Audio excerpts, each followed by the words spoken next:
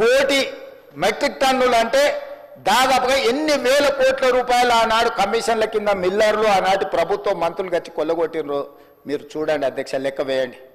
కానీ మేము వచ్చిన తర్వాత ఒక్క కిలో కూడా తుట్టి తాలు తాగుడు పేరు మీద తీయనియలేదు అధ్యక్ష. తోలు తీస్తామని చెప్పినాం అధ్యక్ష.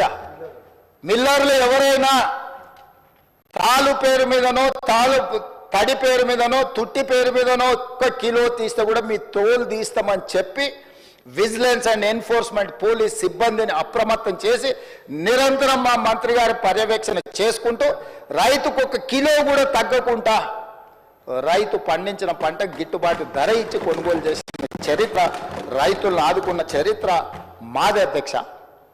ఇదే కాదు అధ్యక్ష, రైతుల సమస్యలను పరిష్కరించడానికి శాశ్వతమైన ఒక వ్యవస్థ ఉండాలి అని గతంలో రైతుల సమస్యలను పట్టించుకున్న వాళ్ళే లేకపోవడం వల్ల రైతు కమిషన్ ఏర్పాటు చేసి వ్యవసాయం పట్ల చిత్తశుద్ధి నమ్మకం ఉన్న కోదండ రెడ్డి గారిని మొట్టమొదటిసారి తెలంగాణ రాష్ట్రంలో విధానపరమైన నిర్ణయం తీసుకొని రైతు కమిషన్ వేసి దానికి వ్యవసాయము రైతుల పట్ల సానుభూతి, రైతులను ఆదుకోవాలన్న ఆలోచన ఉన్న వాళ్ళను ఈరోజు కమిషన్ చైర్మన్గా మెంబర్స్కి వేసి ఈరోజు రైతుల సమస్యలను స్టడీ చేసి ప్రభుత్వం నిరంతరం ఒక ప్రక్రియ కింద మేము తీసుకొని ముందుకెళ్తున్నాం అధ్యక్ష.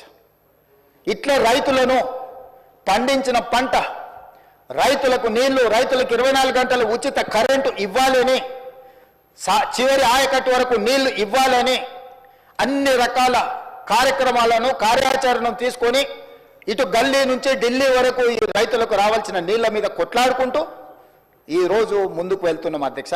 ఇంతకుముందే పెద్దలు ఉత్తమ్ కుమార్ రెడ్డి గారు సమాధానం చెప్పినారు. ఇక్కడ నేను ప్రస్తావించదలుచుకున్న నీటి గురించి. ఉమ్మడి రాష్ట్రంలో 811 టీఎంసీల ఉమ్మడి రాష్ట్రానికి కేటాయింపులుంటే ఘనత వహించిన అనుభవం కలిగిన పోరాటాలు చేసిన అని గొప్పగా చెప్పుకునే ఆనాటి ముఖ్యమంత్రి చంద్రశేఖరరావు గారు, సాగునీటి పారుదల శాఖ మంత్రి హరీష్ రావు గారు ఢిల్లీకి వెళ్ళి ఉమాభారతి గారి సమక్షంలో వాళ్ళు నిత్యం తిట్టిపోసుకునే చంద్రబాబు నాయుడు ముందల మొకరిల్లి 512 టీఎంసీలు ఆంధ్రప్రదేశ్ వాడుకోండి, 299 టీఎంసీలు మాకు తెలంగాణకు చాలు అని సంతకం పెట్టి శాశ్వతంగా తెలంగాణ రైతాంగానికి మరణ శాసనము రాసింది వాళ్ళు కాదా? 2021లో ప్రతి సంవత్సరం వచ్చి రెన్యువల్ చేసుకునేందుకు మాకు ఓపిక లేదు, తీరిక లేదు, ఫామ్ హౌస్ల నుంచి మేము రాలేము. పర్మనెంట్గా ఈ ఒప్పందాన్ని ఒప్పుకుంటున్నాను 2021-22లో శాశ్వత మరణ శాసనం రాసింది చంద్రశేఖరరావు గారు, హరీష్ రావు గారు కాదా అని నేను అడుగుతున్నా అధ్యక్ష. ఇవాళ మేము వచ్చిన తర్వాత వీటిని పరిశీలించి పరివాహక ప్రాంతాన్ని లెక్క పెడితే 68% తెలంగాణకు రావాలి, 32% ఆంధ్రప్రదేశ్కు పోవాలి, మాకు 70% నీళ్లను కేటాయించండి అని గతంలో చేసిన ఒప్పందాలను అన్నిటినీ తిరగ రాయాల్సిందే అని పదే ఢిల్లీకి వెళ్ళి ప్రధానమంత్రిని మొదలు పెడితే జలశక్తి మినిస్టర్ వరకు గతంలో ఉన్న మంత్రిని, ఇప్పుడున్న మంత్రిని పదే ఉత్తమ్ కుమార్ రెడ్డి గారు, నేను ఉన్నతాధికారులు వెళ్ళి కలిసి కృష్ణా పరివాహక ప్రాంతం 70% మాది ఉంది, 30% ఆంధ్రప్రదేశ్ ఉంది, నీళ్లు మాత్రం 66% ఆంధ్రప్రదేశ్ తీసుకుంటుంది, 34% మాకిస్తుంది. చంద్రశేఖరరావు గారు మా రైతాంగం పట్ల మరణ శాసనం రాసినారు, దీన్ని తిరగ రాయండి, తిరగ తోడండి అని కొట్లాడి దాన్ని కేఆర్ఎంబీ నుంచే కాదు సుప్రీంకోర్టు వరకు కొట్లాడింది మేము కాదా అధ్యక్ష? మేం కష్టపడి కొట్లాడి నిరంతరం చేస్తుంటే మీ తప్పిదాలు ఎక్కడ బయట పడతావో అని చెప్పి ముందుకు ముందే ఎగబడి అబద్ధాలు చెప్పి ఎదురుదాడి చేసి ఎంతకాలం బతుకుతారు అధ్యక్ష? ఇవాళ నేను గుర్తు చేయదలుచుకున్న అధ్యక్ష, ఆనాడు తమరుగూడ శాసనసభ 2004లో డాక్టర్ వైఎస్ రాజశేఖర రెడ్డి గారు ముఖ్యమంత్రిగా ఉన్నప్పుడు కడప ఇన్ఛార్జ్ మినిస్టర్ అధ్యక్ష కీర్తిశేషులు నాయన్ నరసింహారెడ్డి గారు కాదా? హరీష్ రావు గారు ఎమ్మెల్యే కాకున్నా మంత్రిగా రాజశేఖర రెడ్డి గారి మంత్రివర్గంలో చేరిన మాట వాస్తవం కాదా? రాజశేఖర రెడ్డి గారి ఆశీర్వాదంతో కేంద్రంలో మంత్రి అయింది చంద్రశేఖరరావు కాదా అధ్యక్ష? చంద్రశేఖరరావు గారు కేంద్ర మంత్రిగా ఉన్నప్పుడే 4000 క్యూసెక్కులు ఉన్న పోతిరెడ్డి పాడు 44,000 క్యూసెక్కులకు పెంచిన మాట వాస్తవం కాదా ఆనాడు? మరి శశిధర్ రెడ్డి, పి జనార్దన్ రెడ్డి గారు సొంత ప్రభుత్వంలో ఉండి కూడా పోతిరెడ్డి పాడు పొక్క పెద్దది చేస్తే శాశ్వతంగా తెలంగాణ ఎడారిగా మారుతుంది, దాన్ని అడ్డుకోవాల్సిందని ఇదే శాసనసభలో నిటారుగా నిలబడి కొట్లాడింది పి జనార్దన్ రెడ్డి కాదా? ఆనాడు రాజశేఖర రెడ్డి గారికి హారతులు ఇచ్చింది చంద్రశేఖరరావు, హరీష్ రావు గారు కాదా అని నేను అడుగుతున్నా అధ్యక్ష.